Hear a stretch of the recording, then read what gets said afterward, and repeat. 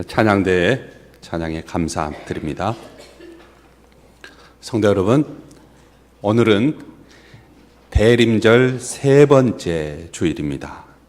주님을 기다리는 성탄의 계절에 주님이 주시는 평화를 묵상합니다.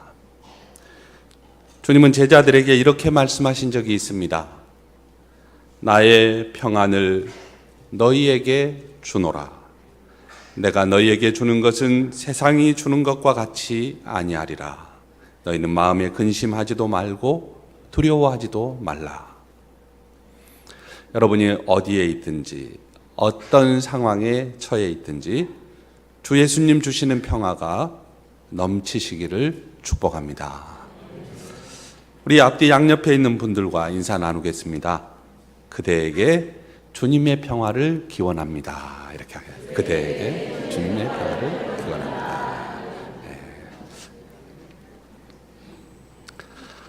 일제 치하에서 조국 광복의 날을 절실하게 기다리는 심정을 강렬한 언어로 표현한 저항시가 있습니다. 시문의 그날이 오면이라는 시인데요. 앞부분을 조금 소개해 보겠습니다. 그날이 오면은 삼각산이 일어나 더덩실 춤이라도 추고 한강물이 뒤집혀 용솟음칠 그날이 이 목숨이 끊기기 전에 와주기만 할 양이면 나는 밤하늘에 나르는 까마귀와 같이 종로의 인경을 머리로 들이받아 울리오리다. 두개골은 깨어져 산산조각이 나도 기뻐서 죽사옴에 오히려 무슨 한이 남으오리까. 앞부분이죠. 이 시에서 그날은 조국 광복의 날입니다. 시문은 조국 광복의 염원이 담긴 시를 썼지만은 일제의 검열로 빛을 보지 못하고 광복 후 1949년에야 비로소 이 시가 발표되었습니다. 시인에게 민족 해방을 고대하는 마음이 너무도 크기 때문에 해방이 되는 그날이 오기만 한다면 목숨은 스스로 초계같이 버려줘도 좋다는 것이 이 시의 주제의식입니다. 그날이 오면이라는 시가 일제강점기 어둠 속에서 쓰인 저항시 가운데 으뜸으로 평가되는 이유가 여기에 있습니다. 성도 여러분, 일제강점기의 어둠과 같은 상황에서 신앙생활을 하는 자세,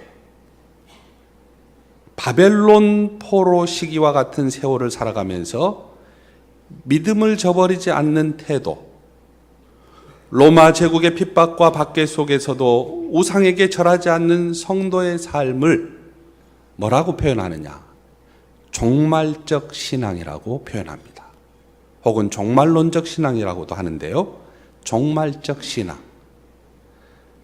일반적으로 이런 시련의 시기를 지나는 동안에는 배교자도 나오고 그리고 핍박하는 자에게 부역하는 사람들도 생겨나고 신앙을 저버리고 싶은 유혹 앞에서 비틀거리며 흔들거리기도 합니다. 그래서 신앙의 절개를 지키는 사람들은 간절히 그날을 기다리는 것이죠.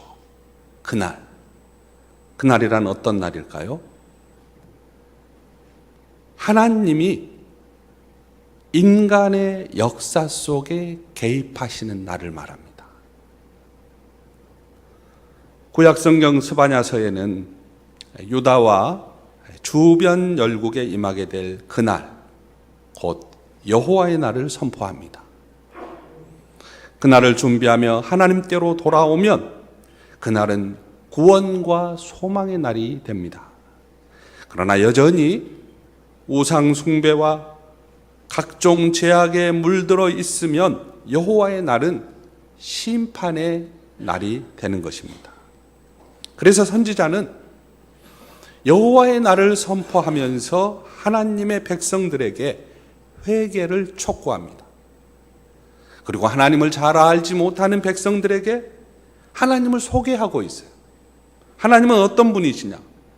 그의 백성을 무한히 사랑하시는 분이시되 심지어 질투하기까지 사랑하신다고 알려줍니다. 하지만 그 하나님은 당신의 백성이 죄를 지을 때 참을 수 없어 하시는 분이라는 것도 알려주십니다. 하나님이 이스라엘 백성을 포로가 되게 하시고 이스라엘 백성을 심판하셨던 것은 결국 하나님의 사랑의 표현이라고, 너무나 사랑하시기 때문에 돌이키라고, 회개하라고, 그래서 하나님의 품으로 돌아오면 그곳에 길이 있고 생명이 있고 구원이 있다고 호소하고 있는 것입니다. 이 스바냐 선지자는 우리가 잘 아는 내용을 이렇게 설명하고 있어요.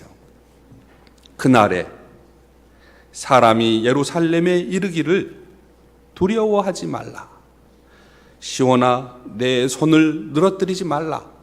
이 말은 무슨 말이냐면 쭉 처져 있지 말라는 말이에요. 내 손을 늘어뜨리지 말라. 너의 하나님 여호와가 너희 가운데 계시니 그는 구원을 베푸실 전능자이시라. 그가 너로 말미암아 기쁨을 이기지 못하시며 너를 잠잠히 사랑하시며 너로 말미암아 즐거이 부르며 기뻐하시리라. 시온아 힘을 내라. 그런 말이죠. 무슨 말입니까? 그날이 오면, 하나님이 이스라엘을 구원하실 여호와의 날이 오면 예루살렘은 마음껏 기뻐하고 즐거워한다는 말이에요. 왜냐? 하나님께서 벌을 그치셨다는 말이기 때문입니다. 하나님께서 채찍을 거두셨기 때문이라는 거예요. 하나님이 원수를 쫓아내셨다는 말입니다. 스바냐 선지자는 하나님의 말씀을 계속해서 전해줍니다. 그날이 오면 하나님께서 흩어진 백성을 모으겠다고 하십니다. 그날이 오면 하나님께서 유다 백성을 고향 이스라엘로 인도하겠다고 하십니다.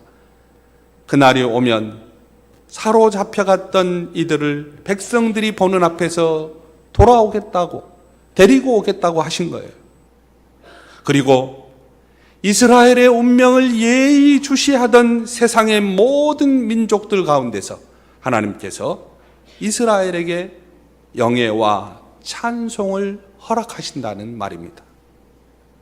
그날이 오면 하나님과 백성이 더 이상 상관없는 사이가 아니고 하나님이 진정한 왕으로서 이스라엘 백성 가운데 좌정하시고 죄를 책망하시면서, 그리고 동시에 백성을 향한 끝없는 사랑으로 구원을 약속하시고 그리고 회복을 약속하신다는 말이에요. 성도 여러분, 이 하나님의 사랑과 하나님의 회복이 지금 우리 가운데 성탄으로 임하고 있는 것입니다. 예수 그리스도가 오시는 성탄은 그래서 바로 눈물의 날이고 기쁨의 노래를 부르는 날이 되는 것입니다. 우리가 오늘 빌립보서 4장을 읽었습니다. 빌립보서는 옥중서신이에요. 바울이 로마 감옥에 수감되어 있던 서기 61년경에 쓴 편지글입니다. 바울은 이 편지를 쓰고 난 이후에 얼마 되지 않아서 처형되었습니다. 사도의 삶은 얼마든지 자신의 삶을 비관하고 하나님을 원망하며 그리고 편지를 받아볼 빌립보 교회 성도들에게 자신을 변호하면서 하소연할 수도 있었습니다.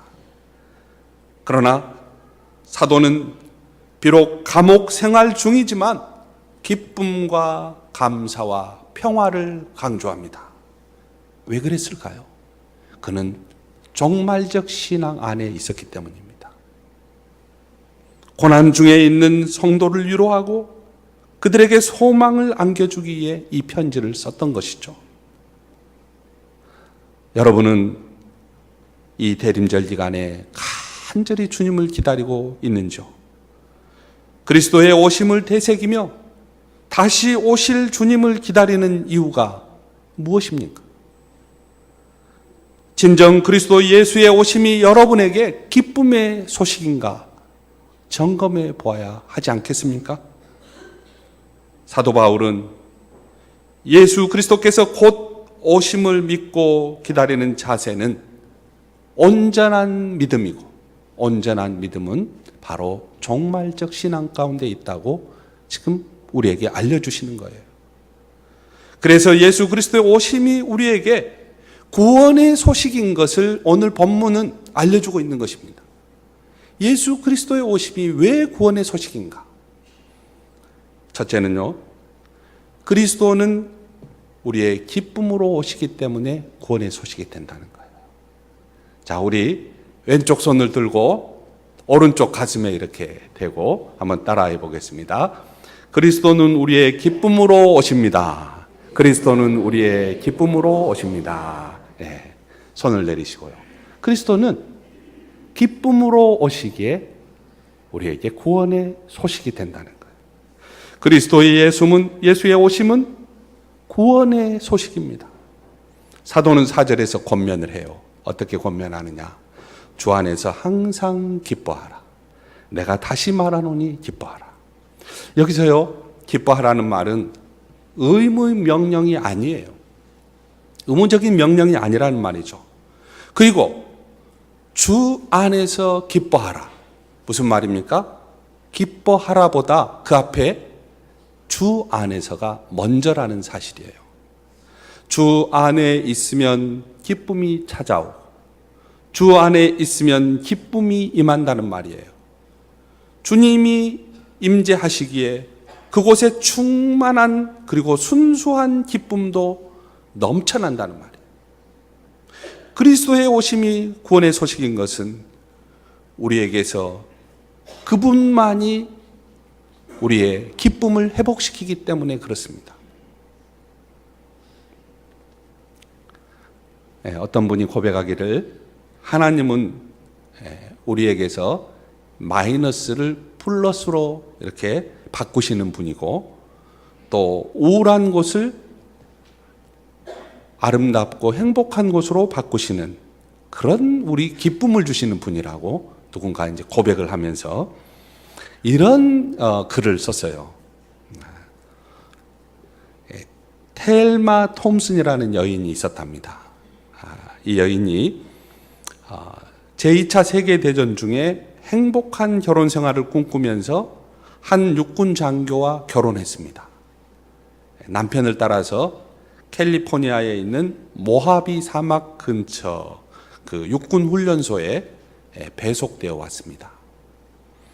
남편 가까이에 있고자 이사를 했지만은 모래바람으로 가득 찬 그곳은 참 살기가 힘든 곳이었어요. 그리고 외롭고 고독하기만 했습니다. 못마땅한 점이 이루 말할 수가 없었어요. 남편이 훈련차 나가면 오두막집에 혼자 남아있게 되는데 50도가 넘는 살인적인 무더위에 이야기 상대라고는 고작 멕시코인과 인디언 뿐이었습니다. 그런데 영어로는 의사소통조차 되지 않았습니다. 그런가 하면 항상 모래바람이 불어 음식물은 물론이고 호흡에도 공기에 모래가 이렇게 가득 차 있어서 너무 힘들었습니다. 그녀는 절로 신세 한탄이 나왔고 슬프고 외롭고 억울한 생각이 들어 친정 부모님께 편지를 썼습니다. 이런 곳에서는 더 이상 견딜 수 없으니 당장이라도 짐을 꾸려 집으로 돌아가겠으며 이곳에 더 눌러 사느니 차라리 감옥에 가는 편이 낫겠다는 내용으로 자신의 형편을 호소했습니다. 드디어 기대했던 아버지의 답장이 왔습니다. 편지를 열어보니 단 2문장만이 쓰여져 있었습니다. 두 사나이가 감옥에서 조그만 창문을 통해 밖을 바라보았단다. 이게 한 문장이죠. 그런데 한 사람은 밤하늘에 반짝이는 별을 헤아리며 자신의 미래를 꿈꾸며 살았고, 다른 한 사람은 감옥에 굴러다니는 먼지를 세며 진흙탕 속에서 불평 원망하며 살았단다. 이게 두 번째 문장이었어요. 처음엔 너무 실망스러웠습니다. 그런데 이 편지는 그녀의 삶을 바꾸어 놓았습니다. 이때부터 그녀는 현재의 상태에서 무엇이든 좋은 점을 찾아내려고 애썼습니다. 자신에게 밤하늘의 별이 무엇일까 생각했고, 주변을 살피던 중 원주민과도 친구가 되었습니다. 그들이 보여준 반응은 그녀를 놀라게 했습니다. 그녀는 선인장, 난초, 그리고 여호수아 나무 등의 기묘한 모양을 연구했고, 또 사막의 식물들을 조사했으며 사막의 낙조를 바라보기도 하고, 100만 년 전 사막이 바닥에 밑바닥이었을 때 아마도 존재했을 그런 조개 껍질을 찾아보기도 했습니다. 여러분, 도대체 무엇이 그녀를 그렇게 변화시켰을까요? 모하비 사막은 변함이 없었고 인디언도 달라진 것이 없었습니다. 변한 것은 바로 그녀 자신이었습니다. 그녀의 마음가짐이 달라진 것입니다. 그녀는 비참한 경험을 생애에서 가장 즐거운 모험으로 바꾸었고, 새롭게 발견한 세계에 자극받아 너무나 감격한 나머지 그것을 소재로 해서 빛나는 성벽이라는 소설을 썼습니다. 이 책의 출판 사인회에서 그녀는 이렇게 인사했습니다. 사막에서 생활하는 동안에 너는 불행하다, 너는 외톨이다, 너는 희망이 없다고 말하는 마귀의 소리도 들렸고, 너는 행복한 사람이다. 이곳으로 너를 인도한 사람은 나 하나님이다. 이곳에서 너의 새 꿈을 꾸려무나 말씀하시는 하나님의 음성도 들었습니다. 저는 마귀의 소리에 귀를 막고 하나님의 소리를 들어서 오늘의 이 영광을 얻게 되었습니다.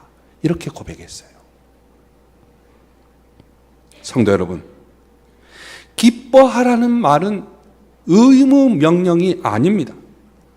주 안에 있으면 기쁨으로 삶을 맞이하게 된다는 초대인 것입니다. 주님의 초대예요. 기뻐하라는 말이. 하나님은 우리에게 긍정적으로 세상을 바라보게 하시는 분이십니다. 현재의 상태에서 좋은 점을 찾아내게 하시는 분이세요. 요즘 많이 어렵다고 합니다. 현재의 경제적 상황을 모르는 게 아니에요. 여러분, 빡빡한 살림살이에 얼마나 수고가 많으십니까? 한 치 앞도 내다볼 수 없는 어려운 현실이 우리를 긴장시키고 있는 것이 사실이에요. 그러나 이 세상에 그치지 않는 비는 없다는 사실이에요. 위기의 또 다른 얼굴은 기회라는 사실, 우리가 잊어서는 안 되겠습니다. 어려운 때일수록 힘을 내시고 종말적 신앙으로 주님 안에 거하는 여러분이 되시기를 바랍니다. 그리하면 주님이 주시는 기쁨을 맛보게 됩니다. 행복한 꿈을 가지고 기쁨을 상실한 시대에 기쁨의 주인공이 되실 것입니다. 그리스도의 임재는 언제나 기쁨을 동반하여, 그리스도의 오심이 구원의 소식인 것은 우리에게 진정한 기쁨을 회복하시는 분이 바로 그리스도 주님이시기 때문에 그렇습니다. 그리스도가 우리에게 기쁨으로 오셨다. 이게 이제 첫 번째라면, 두 번째는 그리스도는 용서의 소식으로 오시기 때문에 우리에게 구원의 소식이 된다는 사실이에요. 다시 한번 우리 이렇게 손을 들어서 이렇게 가슴에 얹고 따라해 보겠습니다. 그리스도는 용서의 소식으로 오십니다. 그리스도는 용서의 소식으로 오십니다. 네, 손을 내려주시기 바랍니다. 사도는 5절에서 너희 관용을 모든 사람에게 알게 하라. 주께서 가까우시니라. 이렇게 말씀했어요. 주님이 곧 오신다는 소망과 그 기다림을 가지고 사는 성도는 관용을 베푸는 사람이에요. 그러니까 관용을 베풀지 못하는 성도는 그리스도를 기다리지 않는 사람이라고 말할 수 있어요. 많은 목사님들이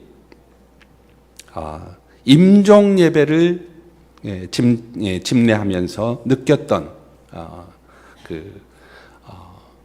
상황, 느꼈던 그 내용이 거의 100% 동일한데요. 고인이 되신 분들 있잖아요. 그분들이 부자이든지 지식인이었든지 권세를 누린 사람이었든지 한결같이 사랑과 미움, 관용과 증오, 용서와 원망 가운데서 사랑과 관용과 용서를 결단하지 못한 것에 대한 회한의 눈물을 흘렸다는 사실이에요.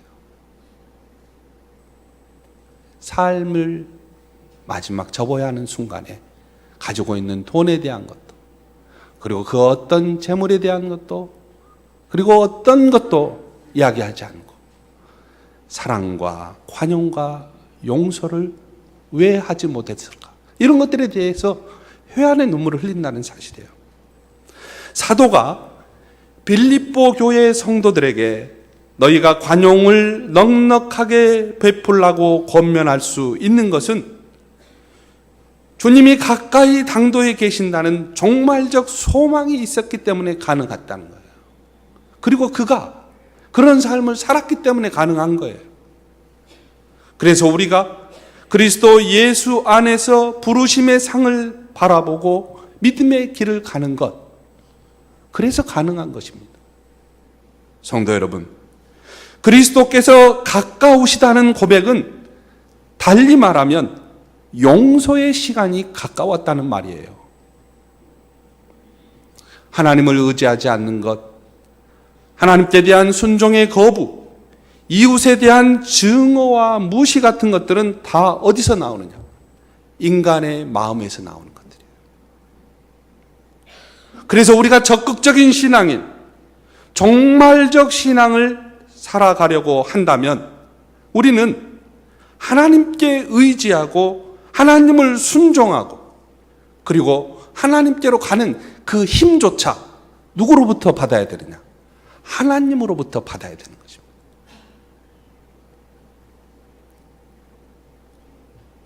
이웃 사랑을 실천하는 힘 또한 하나님으로부터 받아야 되는 거예요. 우리가 지지난주에 5,000원 산타들을 다 받았는데요. 하나님, 이걸 정말 주님이 기뻐하시는 영광을 위해서 사용할 수 있게 해주십시오. 기도해야 우리가 그렇게 할 수 있는 거예요. 나에게 빚진 자를 용서하는 힘도 어디에서 오느냐? 하나님께로부터 오는 거예요. 그래서 그리스도의 성탄이 구원의 사건인 것은 증오, 미움의 한가운데에서 용서가 솟아나기 때문에 그렇습니다. 셋째는 그리스도는 하늘 평강으로 오시기에 그리스도 예수의 오심은 우리에게 구원의 소식이 되는 것입니다. 한 번 더 따라 할까요? 자, 이렇게 왼쪽 손을 들어서 오른쪽 가슴에 넣고 따라해 보겠습니다. 그리스도는 하늘 평강으로 오십니다. 그리스도는 하늘 평강으로 오십니다. 네, 손을 내려주시기 바랍니다. 사도는 7절에서 그리하면 모든 지각에 뛰어난 하나님의 평강이 그리스도 예수 안에서 너희 마음과 생각을 지키시리라, 이렇게 말씀하셨어요. 성도 여러분, 우리가 여기서 주의해야 할 것이 있습니다. 이번에도 순서예요. 기도와 감사의 행위가 하나님의 평강을 보장하는 것이 아니라는 사실이에요. 내가 기도했으니까, 내가 감사했으니까 하나님의 평강이 당연히 있을 거야. 천만의 말씀입니다. 거꾸로예요. 우리의 마음과 생각을 지키시는 분이 그리스도이시기에 우리는 아무것도 염려하지 않을 수 있고 모든 일을 기도와 간구로 감사함으로 주님께 맡길 수 있는 것입니다. 이것이 사도의 확신이며 빌립보 교회의 신앙 고백이었어요. 꼭 하나님과 거래하듯이 내가 기도했으니 감사했으니 하나님의 평강은 당연히 임해야 된다. 아니에요. 하나님이 주시는 거예요. 그래서 우리는 겸손할 수밖에 없는 겁니다. 세계 여러 나라의 인사말들이 있어요. 우리나라는 안녕하세요 그러지 않습니까?